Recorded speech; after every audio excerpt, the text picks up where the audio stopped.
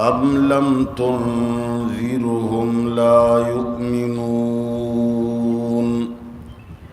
ختم الله على قلوبهم وعلى سمعهم وعلى أبصارهم غشاوة ولهم عذاب عظيم۔ سورۃ بقرہ پہلا پارہ آیت نمبر 6۔ پچھلی چند آیات کریمہ کے اندر اللہ تعالی نے پرہیزگار لوگوں کی تعریف اور ان کی نشاندہی بیان فرمائی، جس کے بارے میں پچھلے اتوار کو تفصیلی بات ہو چکی تھی کہ پرہیزگار لوگ وہ نہیں ہیں جو صرف نمازیں پڑھتے ہیں اور داڑھیاں رکھتے ہیں اور روزے رکھتے ہیں، بلکہ جو چیزیں ان سے پوشیدہ ہیں اور کتاب اللہ نے بیان فرمائی ہیں ان پر ان کا یقین ہے اور نظام صلات کو قائم کر رکھتے ہیں۔ صرف نماز نہیں پڑھتے، پورے نظام کو قائم رکھتے ہیں، اور جو کچھ ہم نے دیا ہے ان کو وہ اللہ کے راہ میں خرچ بھی کرتے ہیں، اور قرآن پر اور اس سے پہلی آسمانی کتابوں پر بھی یقین رکھتے ہیں۔ تو اللہ تعالیٰ نے فرمایا جب ان 5 صفات کا جو شخص حامل ہوگا تو بس وہی رب العالمین کے ہدایت پر ہوگا اور وہی کامیاب ہوگا، فلاح پانے والا ہوگا، جہنم سے چھٹکارا پائے گا۔ اب آگے ٹھیک ان کے مقابل کافروں کی تعریف رب کرتے ہیں۔ تعریف کا معنی حمد نہیں ہے، ان کی نشاندہی کراتے ہیں۔ اللہ نے فرمایا جو کافر ہیں وہ ان مومنوں کے بالکل برعکس ہیں۔ کافر انہیں نہیں کہا جاتا جو روس میں رہتا ہو، کافر انہیں نہیں کہا جاتا جو کسی کفار کے ملک کا رہنے والا ہو، بلکہ مدینہ اور مکہ ہی کے اندر کیوں نہ رہے، لیکن جن کے نظریات یہ ہوں جو اللہ تعالی نے بیان فرمائے ہیں کتاب اللہ کے اندر، یہ 5 چیزیں جو پچھلی متقین اور پرہیزگاروں کے متعلق گزر گئیں،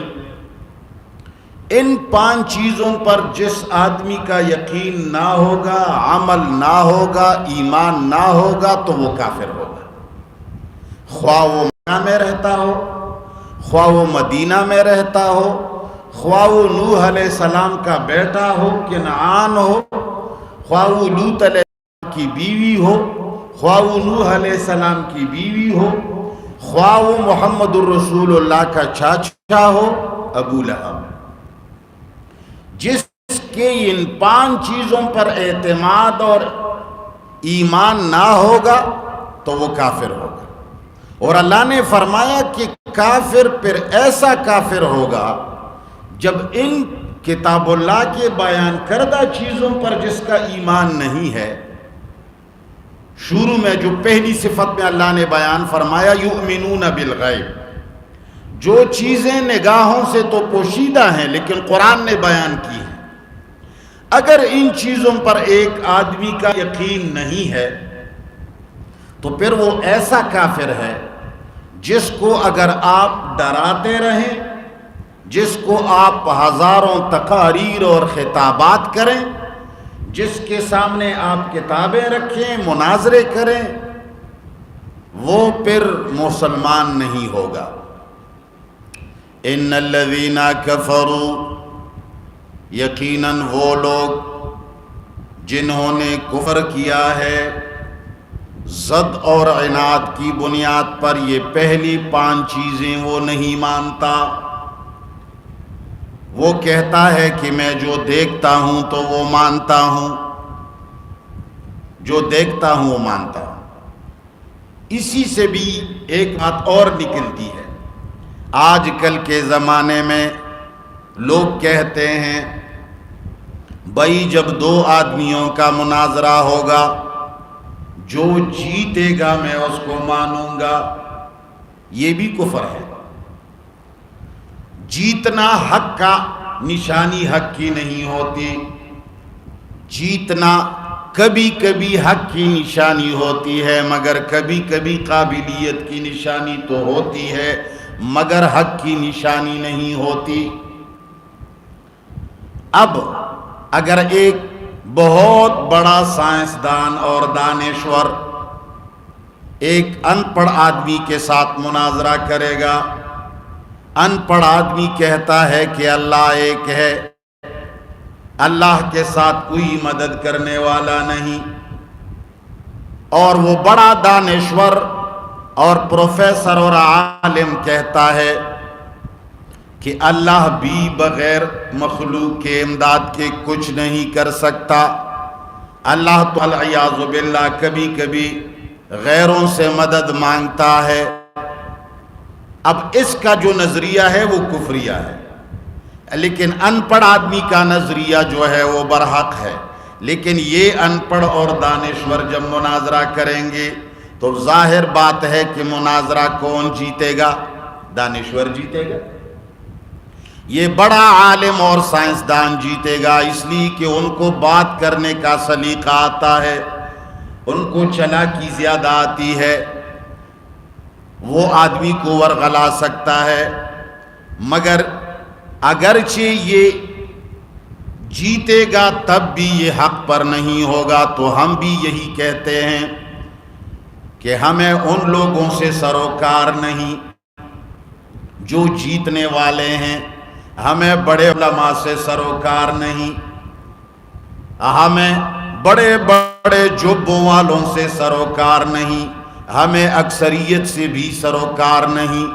ہمیں سروکار ہے رب العالمین کی کتاب سے۔ جو باتیں کتاب اللہ نے ذکر کی ہوں، اگرچہ ہمارے سامنے نہ ہوں، اگرچہ ہمارا مشاہدہ نہ ہو، اگرچہ ہمارا تجربہ نہ ہو، اگرچہ اس کے ساتھ اکثریت نہ ہو، اگرچہ لوگ زیادہ اس کے منکر ہوں، اگرچہ اس بات سے ہمیں دنیاوی اعتبار سے کوئی نقصان نظر آ رہی ہو، تب بھی ہم اس بات کو مانیں گے جس کو کتاب اللہ نے ذکر کیا ہے، اپنے مشاہدہ کو پیچھے ڈالیں گے، اپنے تجربات کو پیچھے گرا دیں گے۔ تو رب العالمین فرماتے ہیں جو ان 5 چیزوں پر ایمان نہیں رکھتا وہ کافر ہے۔ تو پھر کافر جب کافر ہوتا ہے، کافر جب ان 5 چیزوں سے صرف نظر کرتا ہے اور ان 5 چیزوں پر اعتماد نہیں کرتا، تو اللہ فرماتے ہیں کہ پھر وہ ایسا پتھر بن جاتا ہے جس کے اوپر نہ تو کتاب اللہ کا کوئی اثر، نہ تو محمد مصطفیٰ کا کوئی اثر، نہ کسی حق پرست عالم کا کوئی اثر، نہ تو اس پر کسی مناظرے کا اثر۔ ان الذین، یقیناً وہ لوگ، کفروا، جنہوں نے کفر اختیار کیا ہے، اور کفر بھی ضد اور عناد کے بنیاد پر اختیار کیا ہے، حق اور باطل کی پرواہ نہیں کرتا، دل میں بغض رکھا ہوا ہے، کینہ رکھا ہوا ہے۔ آج کل مسلمانوں کا جو انکار ہے وہ اسی بنیاد پر ہے۔ اگر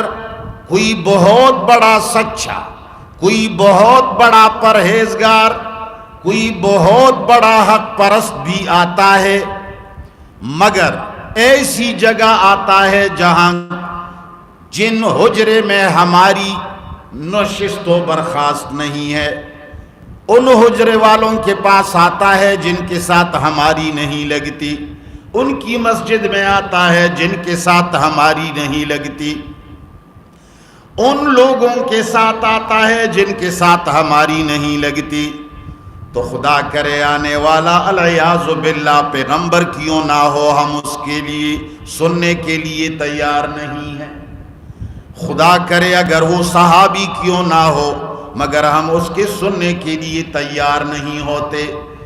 وہ بہت بڑا ولی کیوں نہ ہو ہم اس کو سننے کے لیے تیار نہیں ہوتے۔ کیوں؟ بغض ہے ہمارا، حسد ہے ہمارا۔ بھائی یہ تو دیوبندی ہے، ان کے ساتھ تو ہماری نہیں لگتی، یہ تو بریلوی ہے، ان کے ساتھ تو ہماری نہیں لگتی، یہ تو پنجپیری ہے، اس کے ساتھ ہماری نہیں لگتی، یہ تو اہل حدیث ہے، ان سے ہماری نہیں بنتی۔ تو اللہ تعالیٰ فرماتے ہیں کہ جن لوگوں نے انکار اختیار کیا ہے، کفر اختیار کیا ہے، مگر ضد اور عناد کے بنیاد پر، سواء علیہم، برابر ہے ان پر، اَأَنذَرْتَهُمْ، کہ تو ان کو ڈرا دیں، اللہ کی کتاب سے ڈراؤ، جہنم سے ڈراؤ، اللہ کی ناراضگی سے ڈراؤ، ام لم تنذرہم، یا تو ان کو خوف نہ دلا دیں، ان کو ڈرا دیں یا نہ ڈرا دیں۔ اللہ فرماتا ہے ڈرانا اور نہ ڈرانا ان کے اوپر برابر ہے، بیان کرنا نہ کرنا برابر ہے، مناظرہ کرنا نہ کرنا برابر ہے، استدلال پکڑنا نہ پکڑنا برابر ہے۔ آج کل کے زمانے میں جتنے مناظرے ہوتے ہیں، یہ 300-400 سالوں کے اندر مجھے کوئی ایک مناظرہ دکھا دو جس کے اندر کسی فریق نے کہا ہو کہ بھائی میں سمجھ گیا، میں توبہ طائب ہو رہا ہوں، تمہاری بات حق ہے، آج کے بعد میں تمہاری اس بات پر ایمان لا رہا ہوں۔ آپ نے نہیں سنا ہوگا، 500 سال کے اندر آپ نہیں دکھا سکتے۔ اگر بریلوی اور دیوبندی کا مناظرہ ہے، مناظرہ ختم ہو جائے گا، پھر بھی بریلوی بریلوی رہے گا، دیوبندی دیوبندی رہے گا، پنجپیری پنجپیری رہے گا، اہل حدیث رہے گا، مسلمین مسلمین رہے گا، سنی سنی رہے گا، شیعہ شیعہ رہے گا، سنی سنی رہے گا۔ اس کا کیا معنی؟ اس کا معنی صرف یہی ہے، اَأَنذَرْتَهُمْ ام لم تنذرہم، تو ان کو ڈراؤ یا نہ ڈراؤ، لا یؤمنون، یہ لوگ ایمان لانے کے لیے تیار نہیں۔ کیوں؟ یہ جب بریلوی بن گیا ہے تحقیق کے بنیاد پر نہیں بنا، یہ اگر دیوبندی بنا ہے تو تحقیق کی بنیاد پہ نہیں بنا، یہ اگر اشاعتی بنا ہے تحقیق کے بنیاد پہ نہیں بنا، یہ سنی بنا ہے، یہ شیعہ بنا ہے، یہ کسی بھی فرقے سے جو جڑا ہوا ہے تحقیق کی بنیاد پہ نہیں جڑا، یہ بغض و حسد اور دنیاوی مفادات کے اعتبار سے جڑا ہے۔ اب اپنے والے کو سچا کہنا اس کی مجبوری بن گئی ہے، اب اپنے سائیڈ والی کی طرفداری کرنا اس کا ضد بن گیا ہے، اب اپنے اشاعتی کو حق کہنا اس کا ضد بن گیا ہے، اپنے بریلوی کو سچا کہنے والا اس کا ضد بن گیا ہے۔ ورنہ ہم دنیا میں دیکھتے ہیں جتنے کام بریلوی کرتے ہیں، جو پیری مریدی بریلوی کرتے ہیں اور اس کو اشاعت والے گمراہی سمجھتے ہیں، تو وہی پیری مریدی پنجاب میں اشاعت والی بھی کرتے ہیں، مگر اس کو گمراہی نہیں کہتے، اس لیے کہ وہ ان کا اپنا ہے۔ تو میرے رب العالمین نے فرمایا جب کتاب اللہ پر سے ایمان اٹھ جائے، کتاب اللہ پر ایمان کا کیا معنی ہے؟ یؤمنون بالغیب، پہلی بات جو قرآن نے فرمائی ہے، ہر وہ بات جو کتاب اللہ نے سمجھائی ہو اور آپ نے نہ دیکھا ہو، اس کا مشاہدہ بھی نہ کیا ہو، محمد کو ہم نے نہیں دیکھا، ہم نے محمد مصطفیٰ کا مشاہدہ بھی نہیں کیا، ہمارا ان کے ساتھ کوئی زندگی کا ایک دن بھی نہیں گزرا، ہم نے قرآن کریم کو اوپر سے آتے ہوئے بھی نہیں دیکھا، ہم نے جبرائیل امین کو بھی نہیں دیکھا، بلکہ آگے تو آگے، بلکہ محمد مصطفیٰ کے زمانے میں بھی کسی نے قرآن کو اوپر سے نازل ہوتے جبرائیل کو آتے ہوئے کسی نے اپنے آنکھوں سے تو نہیں دیکھا۔ اگر پھر بعض روایات کی بنیاد پر 2-4 نے دیکھا ہے تو لاکھوں نے تو نہیں دیکھا۔ جنت کسی نے نہیں دیکھا، جہنم نہیں دیکھا، میزان نہیں دیکھا، اللہ کو نہیں دیکھا، عرش کو نہیں دیکھا، آسمانوں کو نہیں دیکھا، زمین کے نیچے زمینوں کو نہیں دیکھا، علیین کو نہیں دیکھا، سجین کو نہیں دیکھا، ملائکہ کو نہیں دیکھا۔ لکھا باتیں ہیں، ہم نے بہت ساری چیزوں کو نہیں دیکھا، مگر جب کتاب اللہ نے بیان فرمایا تو ہمارا ایمان ہے کہ یہ ہوگا اور یہ ہونے والا ہے۔ یؤمنون بالغیب کا یہی معنی ہے۔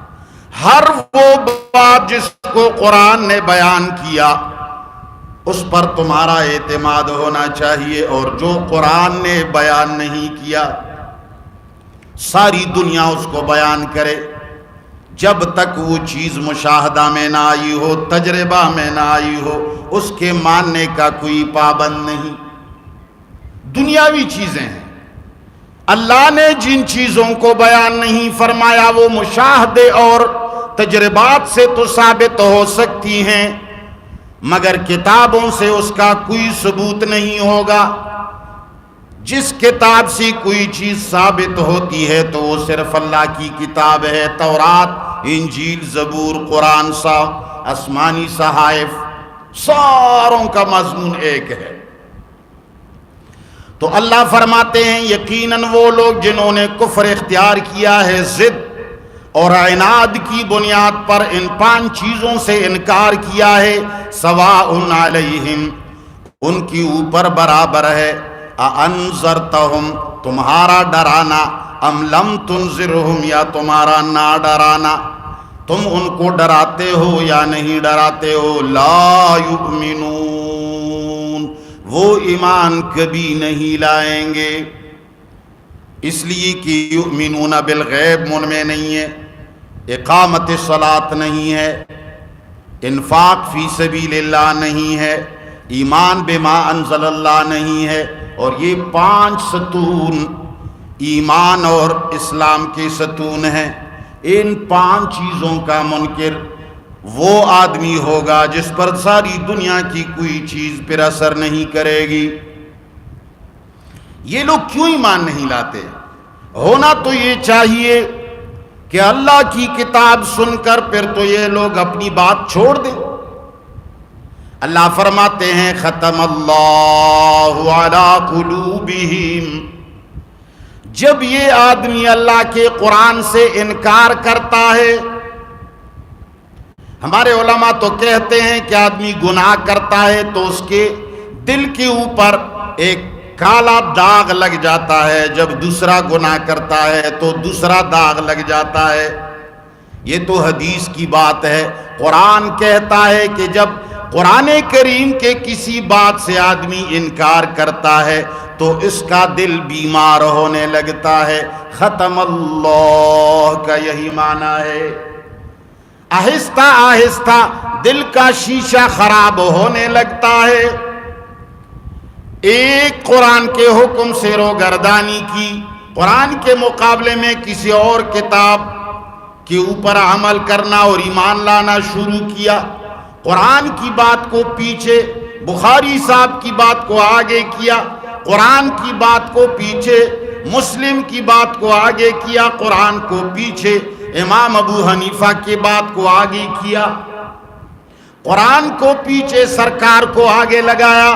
قرآن کو پیچھے والدین کو آگے لگایا، قرآن کو پیچھے بیوی بچوں کو آگے لگایا، تو اس سے آہستہ آہستہ اس کا دل بیمار ہوتا ہے۔ جس طرح کہ ایک شیشہ جب پہلے دن ہم لاتے ہیں تو اس میں صاف و شفاف چہرہ نظر آتا ہے، پھر جب وقت گزرتا ہے پانی اس پر ٹپکتے ہیں، اولے اس پر برستے ہیں، زمانہ گزر جاتا ہے تو اس کا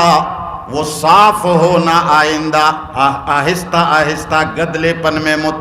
مبتلا ہو جاتا ہے۔ پھر چند سالوں کے بعد وہ شیشہ اتنا گدلا ہو جاتا ہے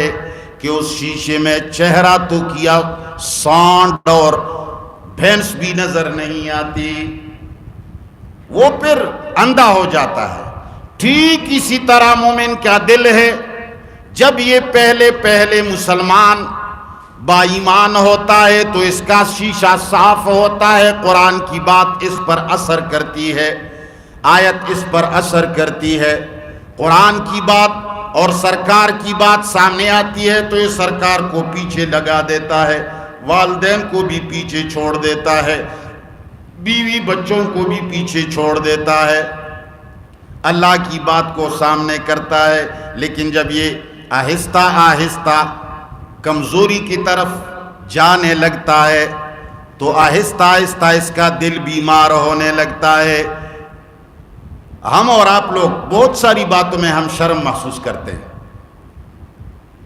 اگر کسی سے آپ کہیں کہ میں تمہیں 1 کروڑ روپے دیتا ہوں، اپنے بیوی کا ایک ہاتھ یا چہرہ مجھے دکھاؤ، آپ شرماتے ہیں، نہیں دکھائیں گے۔ آپ کروڑ روپے دینے کے باوجود اس آدمی کے ساتھ تم لڑائی کے لیے تیار ہو جاؤ گے کہ بھئی تم نے یہ بات کیسی کی کہ 1 کروڑ دے دوں گا اور بیوی کا چہرہ یا ہاتھ مجھے دکھا دو، آپ لڑائی کے لیے تیار ہو جاتے ہیں۔ لیکن آپ کے پشاور اور آپ کے لاہور اور آپ کے کراچی میں بعض جگہ بہت بڑے بڑے اڈے لگے ہوئے ہیں جہاں لوگوں کی عزتیں لوٹ رہی ہیں، وہ تو 5,000 اور 2,000 پر اپنے بہن اور ماں کو فروخت کرتے ہیں۔ وجہ کیا ہے؟ تم بھی اسی طرح انسان ہو، وہ بھی تو تمہاری طرح انسان ہے، تمہیں غصہ آتا ہے وہ خوش ہو جاتا ہے۔ تمہیں اگر کوئی کہہ دے کہ بھائی 1 کروڑ لے لو، بیوی کا ہاتھ دکھا دو، تم اس کو مارنے کے لیے تیار ہو جاتے ہو۔ وہ لاہور اور پشاور اور کراچی والے کو اگر کوئی کہتا ہے کہ 2,000 روپیہ لے دو تو وہ پوری بہن اور ماں سب کو فروخت کرتا ہے۔ کیا وجہ ہے؟ تمہارا بھی سر ہے، اس کا بھی سر ہے، تمہاری بھی 2 آنکھیں ہیں، اس کی بھی تو 2 آنکھیں ہیں، تمہارے اندر غصہ ہے، اس کے اندر بھی ہے، تمہارے اندر دماغ ہے، اس کے اندر بھی ہے، تم بھی پٹھان ہو، وہ بھی پٹھان ہے، تم بھی خود کو غیرتی کہتے ہو، وہ بھی کہتے ہیں، اس کو بھی رب نے پیدا کیا، تجھے بھی رب نے پیدا کیا۔ فرق کیا ہے؟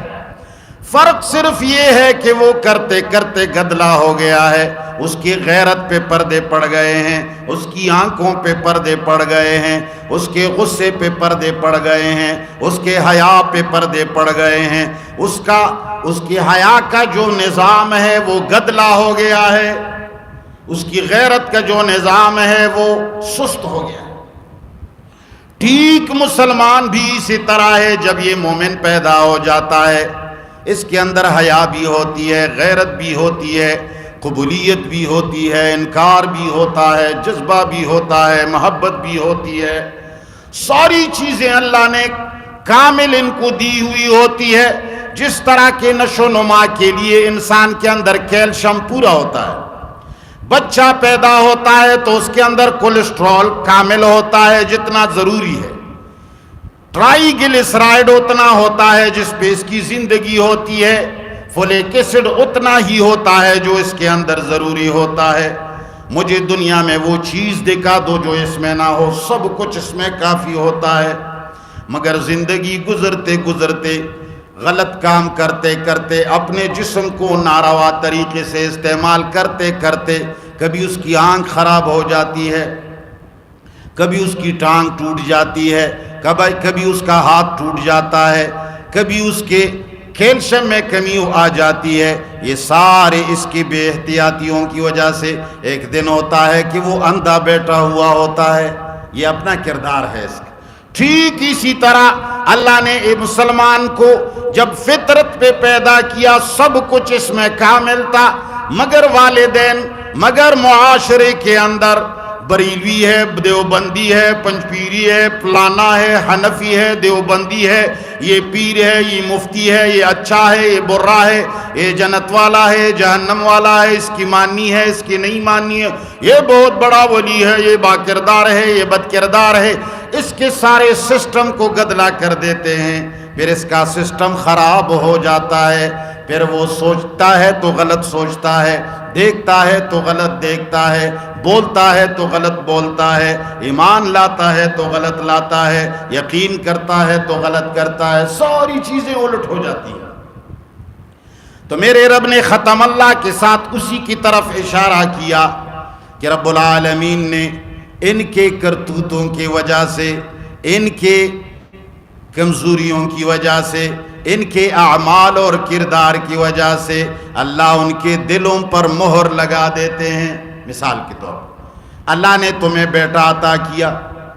مگر اللہ نے ساتھ قانون بھی بتایا کہ یہ بیٹا اتنے سالوں تک تمہیں وزنی چیزوں کے نیچے اس کو نہیں لاؤ گے، یہ بچہ ہے، اس کا دیکھ بھال کرو گے، جب اس کو باندھو گی بھی تو زیادہ زور نہیں دو گے ورنہ اس کی ہڈیاں ٹوٹ جائیں گی۔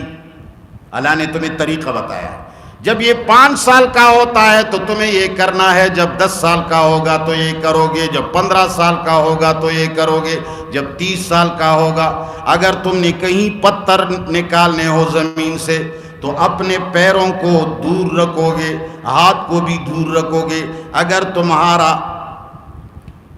پتھر اس پیر کے اوپر آیا تو تمہارا پیر ٹوٹ جائے گا، یعنی میں توڑوں گا، اللہ نے فرمایا۔ تم پتھر کے نیچے اپنے پیر کو لاؤ گے تو میں توڑوں گا، تم اپنے ہاتھ کو کسی وزنی پتھر کے نیچے کرو گے تو میں توڑوں گا۔ تو یہی اللہ نے فرمایا ہے کہ تم ایسا کرو گے تو میں مہر لگاؤں گا۔ لازمی نتیجہ ہے، آپ بارش کے اندر کھڑے رہو گے تو تم گیلے ہو جاؤ گے، کپڑے ضرور گیلے ہوں گے۔ اب تم کہو گے کہ یار یہ تو اللہ نے میرے کپڑے گیلے کیے، یار یہ اللہ نے، تو اللہ نے تو پہلے سے کہا تھا کہ بارش کے سامنے کھڑے ہوگے تو گیلے ہوں گے، میں گیلا کروں گا۔ پتھر کے نیچے اپنے پیر لاؤ گے میں توڑوں گا، تمہارا کمر کسی بڑے پتھر کے نیچے آئے گا تو میں توڑوں گا۔ تو اللہ تعالیٰ نے یہ بھی فرمایا ہے کہ تم یہ کرو گے، یہ کرو گے، یہ کرو گے، یہ کرو گے، تمہارا دل کے اوپر مہر لگاؤں گا۔ تو اس لیے اللہ نے اپنی طرف نسبت فرمائی، ختم اللہ علی قلوبہم، مہر لگایا ہے اللہ تعالیٰ نے ان کے دلوں کے اوپر، ان کے کردار کی وجہ سے۔ پہلے سے وہ بتا چکا تھا کہ اگر تم قصے کہانیاں سنو گے تو تمہارا ایمان کمزور ہوگا، تم اگر پیروں اور فقیروں کے چکروں میں چلو گے تو میں تمہیں ایک کمزور ایمان والا کروں گا، تم اگر اللہ کے کتاب کے علاوہ دیگر کتابوں پر ایمان رکھو گے تو تمہارا ایمان بھی اسی طرح ہوگا جس طرح کتاب ہوگی، کتاب بھی غیر اللہ کا، ایمان بھی غیر اللہ کا۔ تو اللہ نے فرمایا کہ ان لوگوں نے میرے قوانین کے خلاف دنیا کے قوانین کو تسلیم کیا، میرے 5 عمود جو میں نے 5 چیزوں پر ایمان کہا تھا اس کے مقابلے میں ان لوگوں نے دیگر چیزوں پر ایمان اور یقین کر دیا۔ تو اللہ نے فرمایا تو میں نے بھی پھر اپنا کام دیکھا، جس طرح کہ میں نے کہا تھا بارش کے سامنے کھڑے ہوں گے تو میں تمہارے کپڑے گیلی کروں گا، یہاں بھی میں نے کہا تھا تم میرے قرآن کے علاوہ مولوی اور پیروں کو اور دیگر کو مانو گے تو میں مہر لگاؤں گا۔ اللہ نے فرمایا ختم اللہ علی قلوبہم، مہر لگایا اللہ تعالیٰ نے ان کے دلوں پر، وعلی سمعہم، اور ان کے کانوں پر، ان کے کانوں پر مہر لگایا۔ ان کے کانوں کے اندر وہ طاقت نہیں ہے جو حق بات سن سکے۔ آپ نے دیکھا ہوگا بریلویوں کا مولوی آتا ہے تو دیوبندی اس کو نہیں سن سکتے، سننے کے لیے بھی تیار نہیں ہوتے۔ دیوبندیوں کا مولوی آتا ہے بریلوی نہیں سن سکتے، پنجپیریوں کا آتا ہے تو وہابی نہیں سن سکتے، وہابیوں کا آتا ہے پنجپیری نہیں سن سکتے۔ اللہ کے بندوں کو تقسیم کیا ہے، ڈیوائیڈ اینڈ رولز۔ میرے پروردگار نے فرمایا وَعَلَىٰ سَمْعِهِمْ، اور ان کے کانوں کے اوپر بھی، وَعَلَىٰ أَبْصَارِهِمْ، اللہ فرماتے ہیں ان کے آنکھوں پر غشاوۃ،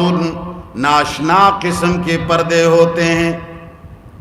اللہ فرماتے ہیں جس طرح دلوں کے اوپر مہر لگاتا ہوں، اسی طرح ان کے آنکھوں کے اوپر ایک ایسے پردے ڈالتا ہوں جو نظر تو نہیں آتے،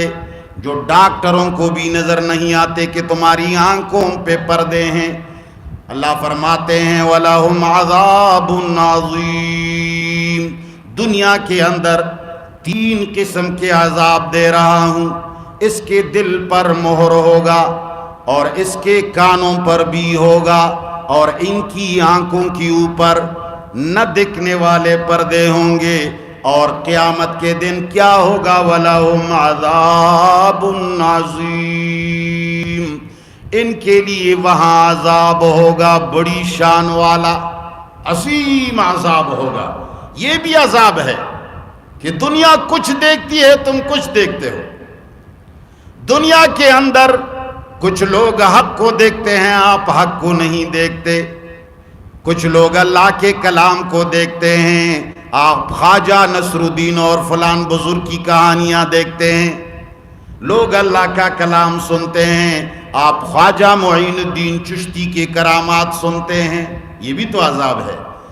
دنیا کے اندر جن چیزوں سے سکون ملتا ہے وہ آپ دیکھ سکتے ہیں اور نہ سن پاتے ہیں۔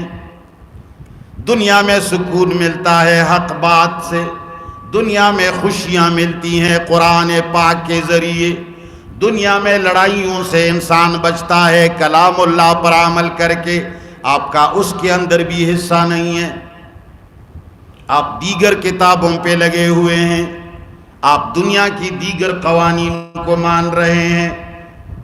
اس وجہ سے تم پریشان بھی ہو، نماز بھی پڑھتے ہو، پریشان بھی ہو، روزے بھی رکھتے ہو، اور گھر میں محبت بھی نہیں ہے، بیوی تمہاری دشمن، بیٹا تمہارا دشمن، پھوپھی زاد و خالہ زاد تمہارے دشمن، اپنے ہمسایوں کے آپس میں دشمنیاں، اپنے گرائیوں کے آپس میں دشمنیاں۔ یہ وجہ کیا ہے ختم اللہ علی قلوبہم، ان کے دلوں پہ مہر لگ چکے ہیں، اپنے پرائے نظر آتے ہیں، خالہ زاد، ماموں زاد، چاچا زاد، اور ہمسایہ بھائی ہوتا ہے، مومن بھائی ہوتا ہے، تمہیں دشمن نظر آتا ہے۔ اس کی بیوی کو تم بہن سمجھنے کے لیے تمہیں کہا ہے، تم اس کی بیوی کے لیے کنڈے ڈالتے ہو۔ یہ ساری باتیں کیوں ہوتی ہیں؟ ختم اللہ علی قلوبہم، ہمسایہ ایک دوسرے کے مدد کے لیے اللہ نے قریب کیے کہ ایک جگہ مدنی و تباہ ہو کر رہو، ایک گاؤں میں قریب قریب مکانات بناؤ تاکہ ایک کی ضرورت پڑے تو دوسرا اس کا امداد کرے،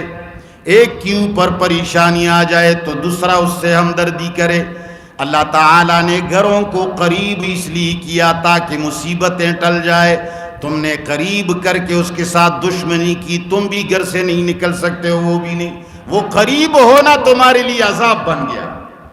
اللہ نے ایک دوسرے کے قریب رہنے کے لیے اس لیے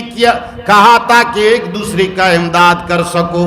اور وہ قریب ہونا میرے اور تمہاری لیے عذاب بن گیا ہے۔ پھر کوشش کرتے ہیں کسی طریقے سے اس گاؤں سے ایک اپنا گھر کہیں اور منتقل کروں، یا اللہ کرے یہ میرا دشمن کہیں اور دور چلا جائے۔ کیوں؟ اس کا قریب ہونا تمہارے لیے عذاب، تمہارا قریب ہونا اس کے لیے عذاب۔ حالانکہ قریب ہونا ایک دوسرے کے لیے رحمت ہے، مگر ختم اللہ علی قلوبہم کی وجہ سے کہ جب تو نے اللہ کی کتاب کے قانون پر عمل نہیں کیا، اللہ کی کتاب کو پس پش ڈال دیا، دیگر قوانین کو آپ نے اس کے اوپر حاوی کر دیا، تو اللہ تعالیٰ نے وہ نعمت کو تمہارے لیے عذاب بنا دیا۔ تو عزیزو، اس درس کا بنیادی مقصد یہ ہے کہ کائنات کو رب العالمین نے بنایا ہے، کائنات کا بنانے والا میرا رب ہے۔ جب ایک کمپنی ایک چیز کو لانچ کرتی ہے، مثال کے طور پر یہ مائک ہے، یہ موبائل ہے، اور یہ ڈیگز ہیں، یہ پنکھے ہیں، کسی کمپنی نے جب ایک چیز، ایک پروڈکٹ کو بنا دیا، اس کے ڈائیگرام کو بنا دیا، تو اب وہ کمپنی جب اس چیز کو بیچتی ہے تو اس چیز کے ساتھ ایک چھوٹی سی پرچی اور کتابچہ بھی ساتھ لگا دیتی ہے۔ کیوں؟ اس پرچی اور اس کتابچے کے اندر اس کمپنی نے اس چیز کا پورا پروگرام بتایا ہوتا ہے کہ اس چیز کو یوں استعمال کرو گے تو یہ کارآمد ہوگی، اس چیز کو اگر یوں استعمال کیا تو یہ خراب ہو جائے گی، اس میں یہ خرابی آ جائے تو آپ یہ کریں، اس میں یہ ہو جائے تو آپ یہ کریں، اس کے ساتھ یہ نہ کریں، پانی سے دور رکھیں، فلان چیز سے دور رکھیں۔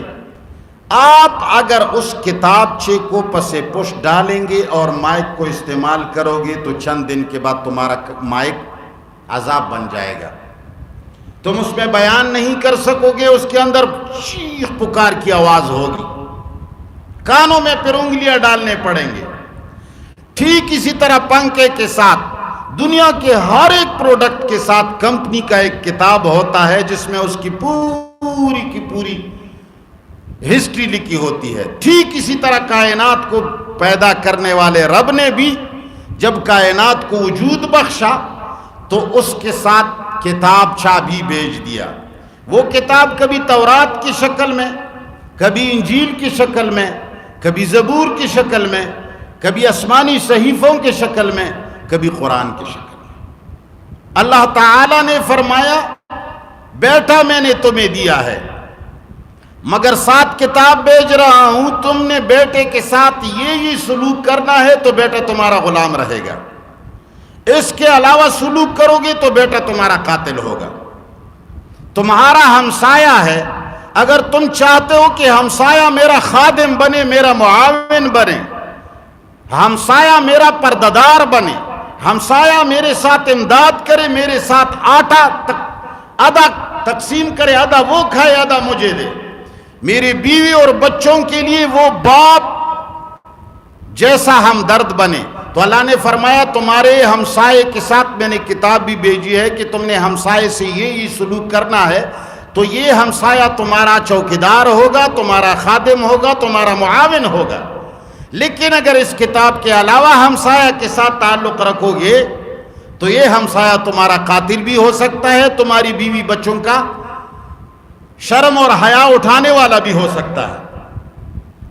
آپ کو میں نے بیوی دی ہے، ساتھ کتاب بھیج دیا ہے، بیوی کے ساتھ ایسا رہو گی تو اس بیوی سے تمہیں فائدہ ہوگا، ورنہ یہ بیوی تمہارے لیے عذاب بن جائے گی۔ میں نے تمہیں گھر دیا ہے، میں نے تمہیں کمرہ دیا ہے، میں نے تمہیں گائے دی ہے، میں نے تمہیں بینس دیے ہیں، میں نے تمہیں لشکر دیے ہیں، میں نے تمہیں کرسی دی ہے، میں نے تمہیں بہت کچھ دیا ہے، مگر ہر چیز کے ساتھ کتاب بھیجی ہے قرآن۔ تم اس سے سیکھ کر کے ان چیزوں کو استعمال کرو، پوتوں کو، نواسوں کو، بیویوں کو، بچوں کو، بہنوں کو، ہمسایوں کو، دوستوں کو، دشمنوں کو، ساری دنیا کا طریقہ کار قرآن نے، اللہ نے پیدا کر کے اس قرآن میں اس کا طریقہ کار بھیجا کہ ان عطا شدہ نعمتوں کے ساتھ یہ کام تم نے کرنا ہوگا۔ اب مسلمانوں نے تو قرآن چھوڑ کر کے ان کے ساتھ کوئی اور سلوک شروع کیا، تو جب مسلمانوں نے کسی اور کتاب پر عمل کرنا شروع کیا تو بیوی زخمت بن گئی، بیٹا قاتل بن گیا، اور ہمسایہ جان لیوا بن گیا، اور ہمسایہ عزت رکھوالا تھا، عزت کا جنازہ اٹھانے والا بن گیا، عالم دین سکھانے والا تھا، عالم پیسہ چورانے والا بن گیا، پیر اور فقیر یہ جو لوگوں نے بنائے تھے تو خیرخواہی کے لیے کہ ایک دوسرے کو راستے بتائیں گے، بھائی پیر اور فقیر لوگ ہمارے پیسوں کے چور بن گئے، ہماری بیوی اور بچوں کے چور بن گئے، وہ ہمارے گھروں میں آ کر کے ہمارے ستر اور پردے کو توڑنے والے بن گئے. کیوں؟ اللہ تعالیٰ کی کتاب ہم نے چھوڑی ہے. میرے خیال میں اگر ان باتوں کا خیال کیا جائے تو ساری دنیا کی چیزیں مثبت استعمال ہونا شروع ہو جائیں گی. سورج کو اللہ نے بھیجا ہے، لیکن اس کے ساتھ طریقہ کار اللہ نے بھیجا ہے کہ سورج سے آپ نے کس طرح سلوک کرنا ہے، اس سے کیسے بچنا ہے. نمازوں میں بھی اس کا خیال رکھا ہوا ہے کہ کیسے تم نماز پڑھو گے، کس وقت پڑھو گے، سورج کہاں ہوگا تو کون سی نماز ہوگی. لیکن اگر آپ اللہ کی کتاب کو چھوڑ کر کے کچھ بھی استعمال کریں گے تو ڈاکٹر کی ایک دوائی اگر ٹائم پہ آدمی کھاتا ہے تو دوا ہوتی ہے، اگر ٹائم اور ڈوز کے علاوہ لوگ کھاتے ہیں تو وہ پھر زہر قاتل بن جاتا ہے. بس لفظی ترجمہ سن لیں. ختم اللہ، مہر لگایا ہے اللہ نے، علی قلوبہم، ان کے دلوں پر، وعلی سمعہم، اور ان کے کانوں پر، وعلی ابصارہم، اور ان کی آنکھوں پر، غشاوۃ، نہ دکھنے والے پردے ہیں،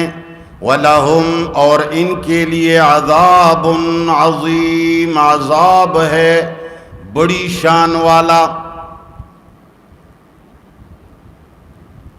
ان الذین، یقیناً وہ لوگ، کفروا،